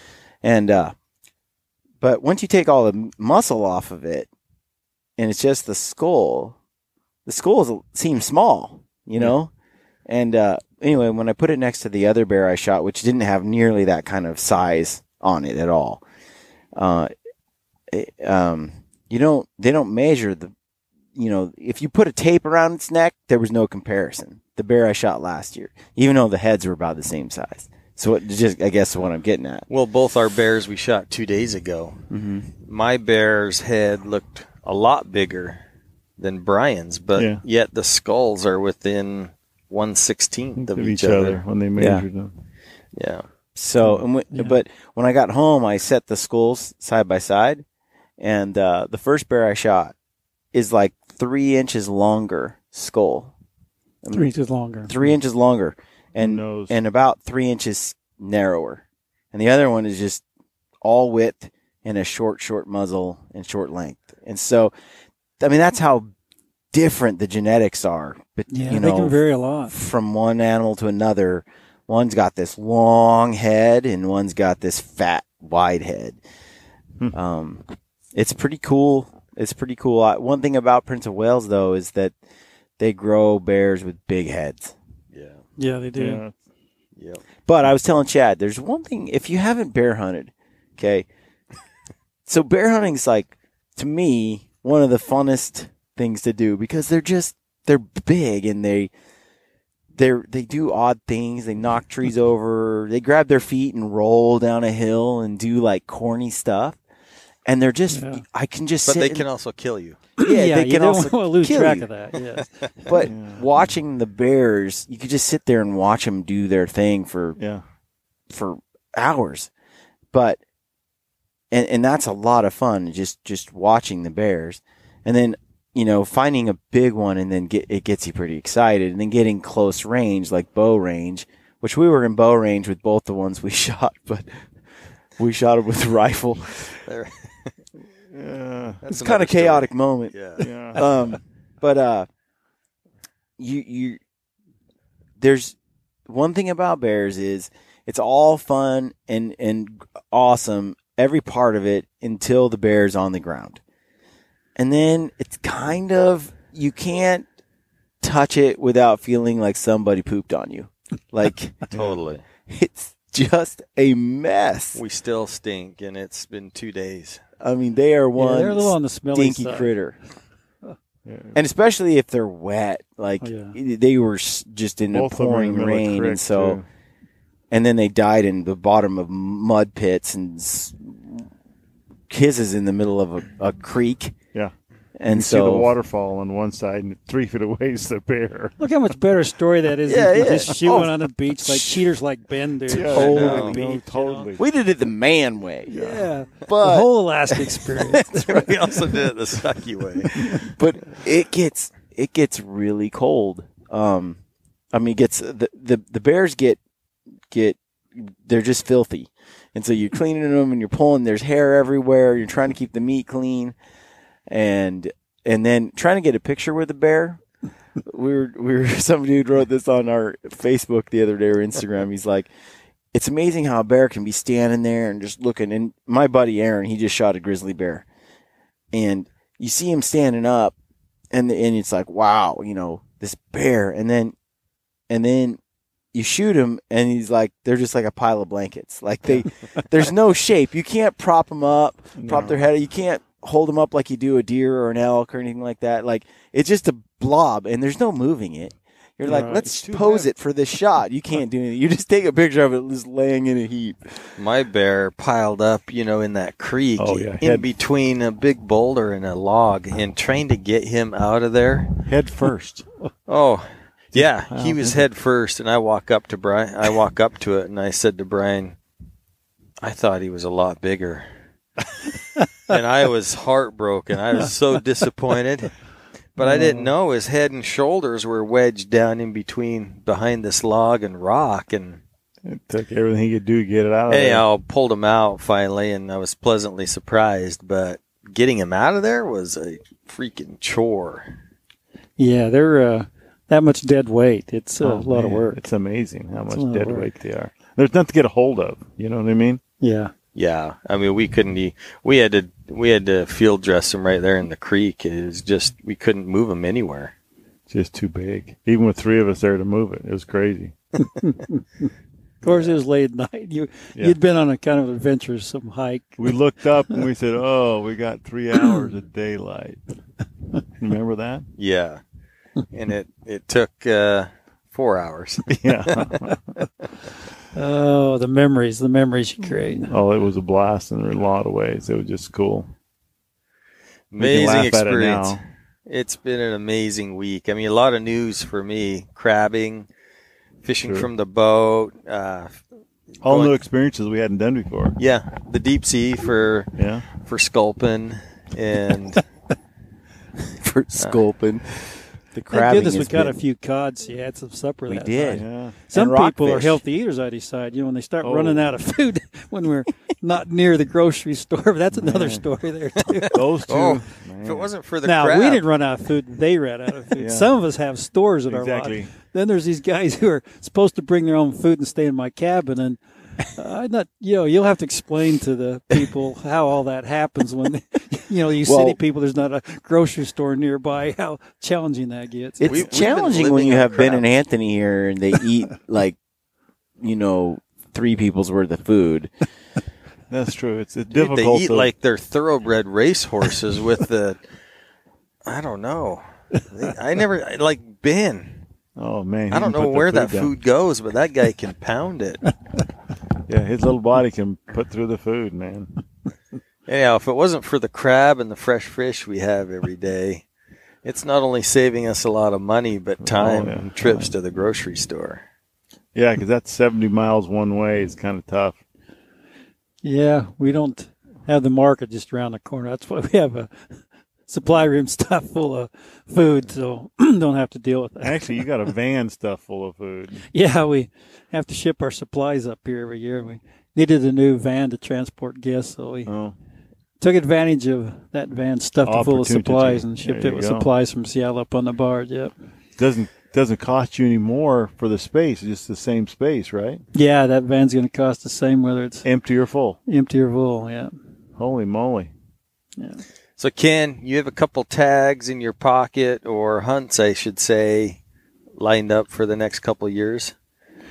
Yeah, this fall, I'm going to take my son-in-law, and we're going to go with a couple of fellows we know who live in Anchorage. We're going to go way up north, up above Fairbanks-type country, way up there, and it's a trophy moose area, and we're going to go up there, and we're going to hunt moose and interior grizzlies this fall. In September, we're going to go up and do that trip, and go chase grizzlies and moose, and then next. And for you, is that a draw or is that over the counter for resident? I'm classified as a rural resident by living here in the Well Pass, this great big community of Well Pass. So in that particular area, you can subsistence hunt it, and I could kill any bull. Have to cut the horns, so it's not designated trophy. But you can also draw a tag, and it's pretty relatively easy tag to draw for a trophy bull, and then you don't have to cut the horns, residence or non-residence, either one. DIY kind of thing? Yeah, DIY kind of thing. I mean, there's outfitters operating that area. Yeah, We're doing the hunt ourselves, of course. And but we each drew a tag, and the fellows with us, because, like I say, it's easy because it's so. So you say trophy moose? What size of moose are coming out of that area? We're talking 60 inches or bigger is what our goal is. Your 50 inchers and that are pretty common. We're talking 60 inch or bigger is what our goal is. And, logistics are challenging enough that, you don't go there thinking all 4 guys are going to kill a moose. That's just way too much problem to get them out. So our goal is kill a couple moose, kill a couple of bears, the guys who don't take the moose. And so that's what we're looking forward to doing this fall, this September. And then the year following, you asked me for the next 2 years, I've got a stone sheep hunt lined up to finish my 4th of my Grand Slam. My slam of the sheep and stuff. Yeah. I'm going to finally go do it and get that 4th one. So that's what my goal is. What is your favorite animal to hunt? Oh, just any of them. I really enjoy hunting, period. That's a tough thing. The sheep and goat hunts I've been on are extremely challenging hunts. Give you a lot of satisfaction because it is so extreme and challenging and stuff. But, I love elk hunting. Hunted elk since I was a teenager growing up, and really love elk hunting.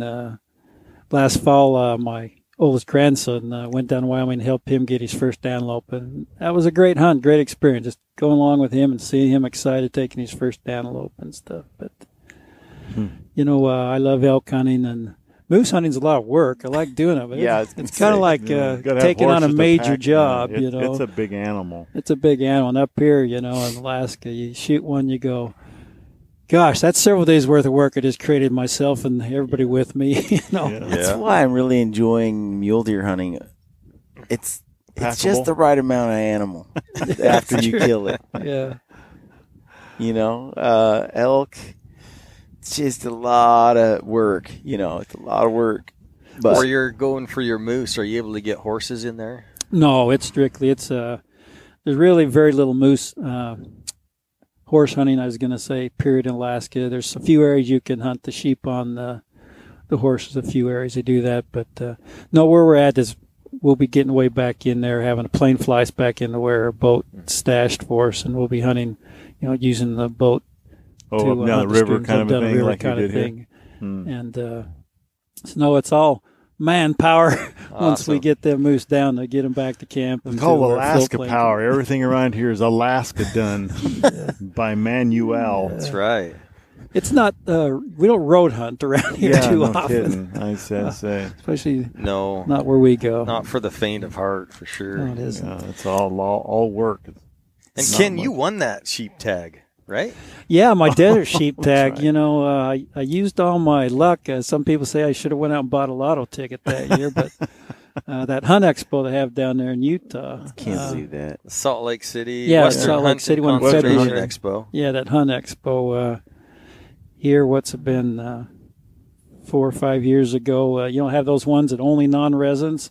One of the benefits of not being a resident of that state of Utah is you can go there and you get a little better odds on those. Yeah. They have 4 tags. Well, I used up all my good luck and drew their desert sheep tag down there for the non-residents. I think there was 900 or some odd of us put in that year. That's pretty good. Dude, there you go. Somehow mine rose to the top. But yeah, for desert sheep tag, that's a phenomenal good odds. I buy those tickets every year hoping to win something. I'm glad to know that they actually do award hunts. I've been starting to wonder, where it's those a gimmick. money. Yeah, if it's a mirage, if it's for real. I thought it was kind of a nasty joke somebody was playing on me when I drew that tag. I had a hard time believing it. I didn't believe it until I had tag in hand and I verified with the Utah Game and Fish. This is a real legitimate tag. Nobody's trying to pull a nasty, horrible joke on me. But that's how I got a hold of my desert tag. That's right. That was for your desert sheep, and you had success on that hunt. Yep, got a nice desert ram there in the Dirty Devil unit down there in Utah. I took my Rocky in Wyoming. Where's that Dirty Devil unit at?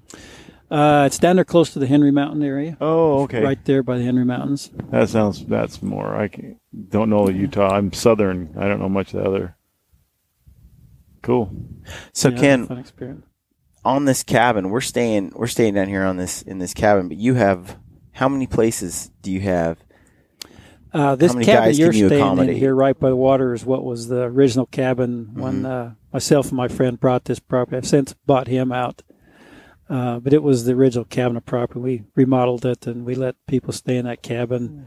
Some people, like in your case, are staying there. They provide their own meals, do their own self. And we have some people staying who still come up to our main lodge buildings are just up above here. And those buildings, we take our other guests who want us to worry about the cooking and housekeeping and stuff. But we have two buildings. Our main lodge building is where our dining room and kitchen and everything is, and our living quarters are in the bottom of that building. And then we have a guest building that there's 5 rooms in that. They're set up anywhere to host 2 to 4 guests. But I've done the DIY where I come out here with a backpack and a tent, and then I've done the stay at a house, like this, and you have, usually if you rent a place like this for a week or two, they'll come with a boat, a little skiff, and they'll come with a car, kind of as part of that package. Is that typical for yours? Yeah, that's what we offer. And again, there's a lot of great options for the people and folks who want to come hunt Prince of Wales. And that's, again,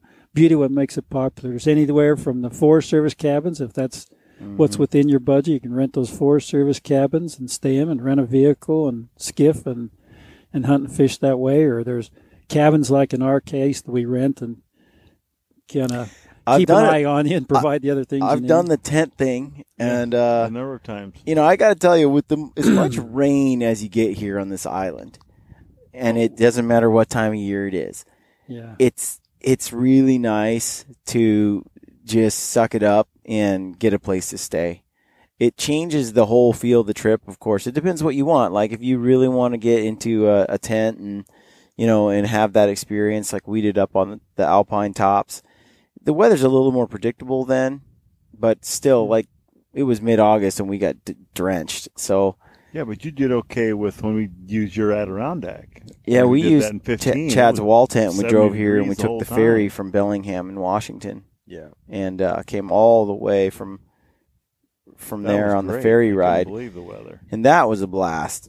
And had our own vehicle and the wall tent, but it didn't rain a single day, so so you didn't get a real test. We were here like 10 days. There was no test. We hauled the wall tent and the big stove and everything up, and it was like record sunny.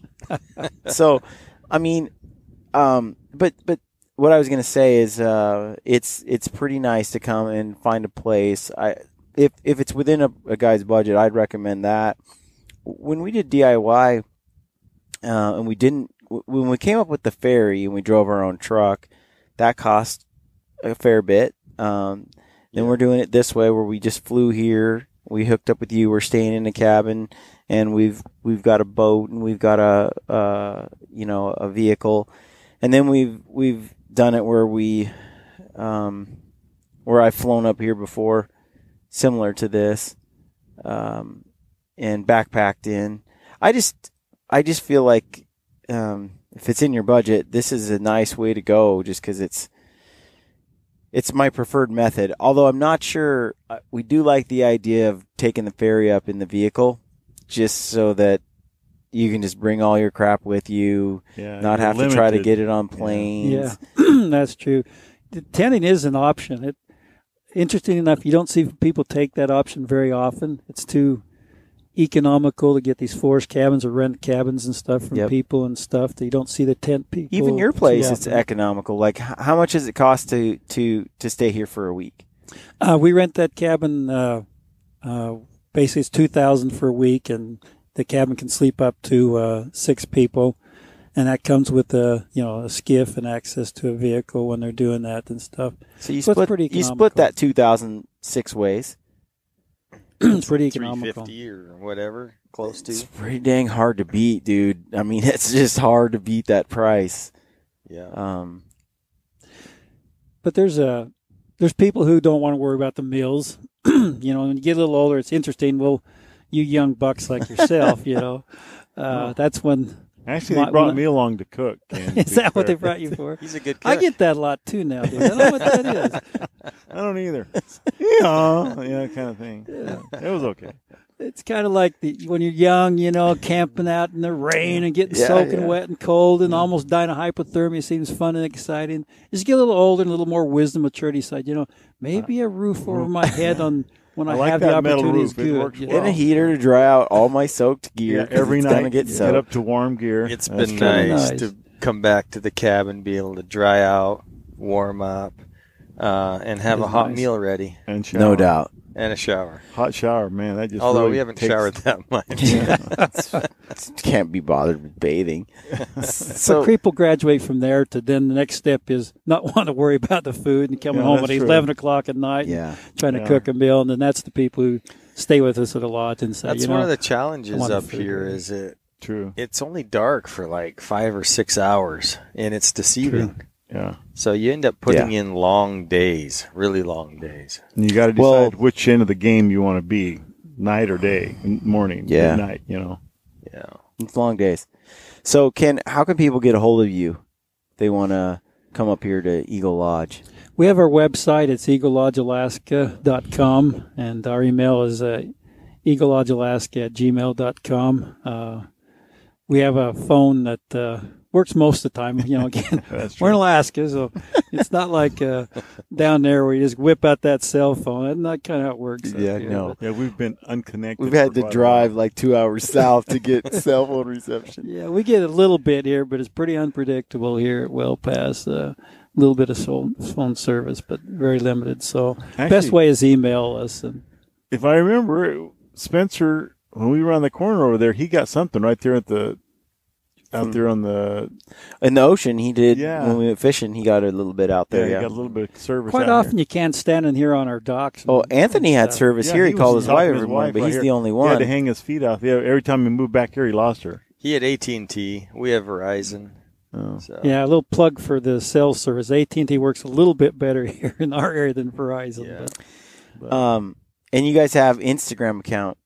We do. We're on Facebook and Instagram. It's at Eagle Lodge, Alaska, right? Yeah. Eagle Lodge, Alaska. So that's another place to follow. I want to see that. Have more pictures of stuff on there.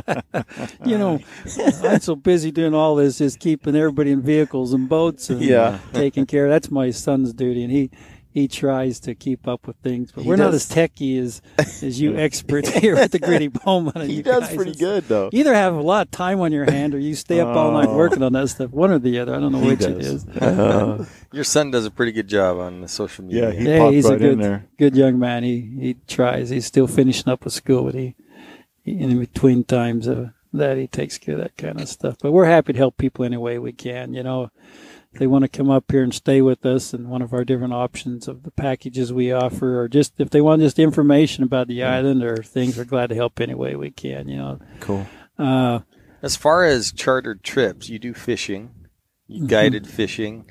If guys are hunting, they can stay here, but it's DIY for them, right? Yeah, we don't do any guided hunting. I have Alaska guiding license for the fishing part, but we don't do guided hunting and stuff. We can, if fellows decide they need a guide for the deer and black bear, and that's the only thing we hunt here on the island is the Sitka deer and the black bear. Yeah.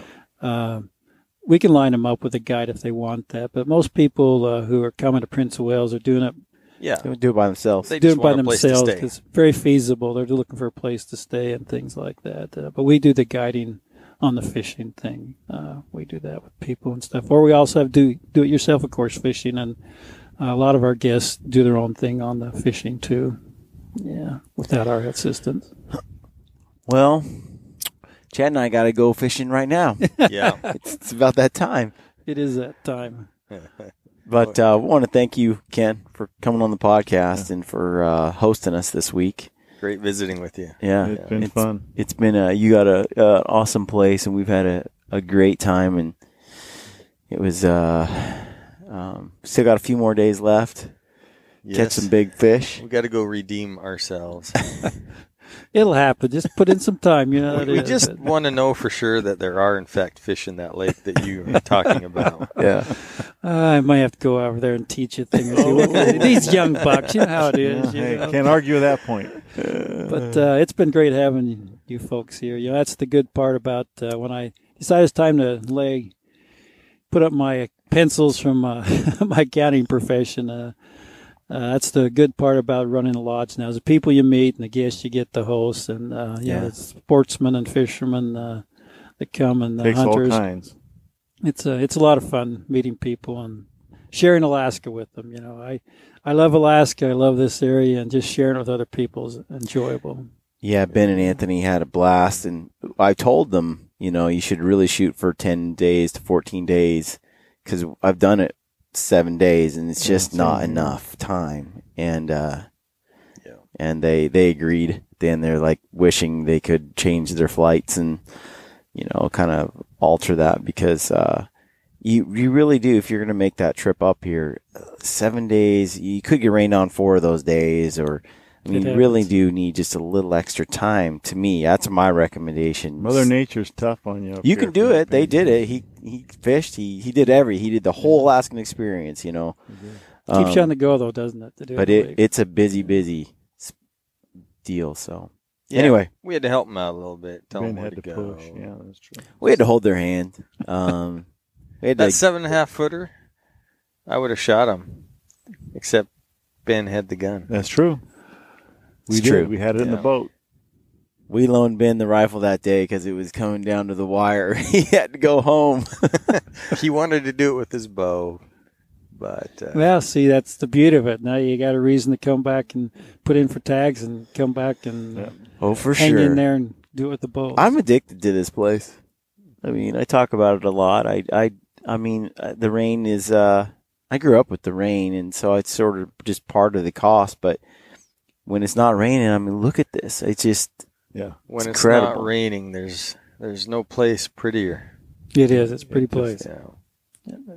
Even amongst the Devil's Club, it's pretty. It's pretty in an pretty evil marked way. up from those, man. They got me good. All right, Ken. Thanks Thank for you. coming on. Stay you. gritty. Thank Stay you, guys. gritty. Friends, hunters, outdoorsmen, lend me your ears. Please take this moment to listen to this excerpt from the Gritty Bowmen film, Back to Traditions. Despite our ever-changing, ever-indignant world with its growing ignorance of and indifference to the ways of the wild, I remain a predator, pitying those who revel in artificiality and synthetic success while regarding me and my kind as relics of a time and place no longer valued or understood. I stalk a real world of dark wood and tall grass stirred by a restless wind blowing across sunlit water and beneath star-strewn sky. And on those occasions when I choose to kill, to claim some small part of nature's bounty for my own, I do so by choice, quickly, with the learned efficiency of a skilled hunter. Further, in my heart and mind, I know the truth and make no apologies for my actions or my place and time. Others around me may opt to eat only plants, nuts, and fruits. Still others may employ faceless strangers to procure their meats, their leather, their feathers, and all those niceties and necessities of life. Such is their right, of course, and I wish them well. All I ask in return is no one begrudge me, and all of us who may answer the primordial stirrings within our hunter souls, my right to do some of these things myself.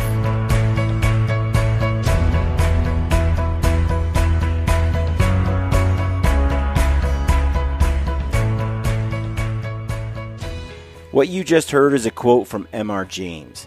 We truly live in a world that is largely ignorant and indifferent to the ways of the wild.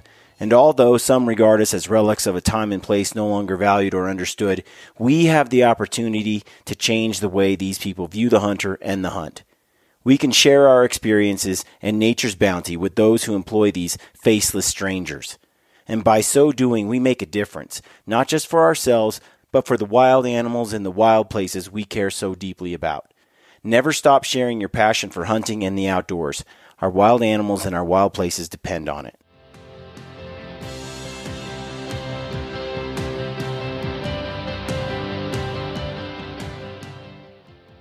We want to thank Kifaru, Mountain Ops, Hoyt, Vortex, Phelps, Black Eagle Arrows, and Crispy Boots for supporting the Gritty Bowmen. We love these companies and the people behind them. They truly make fantastic products. Please support them whenever you can. And as always, good luck on your hunts and stay gritty.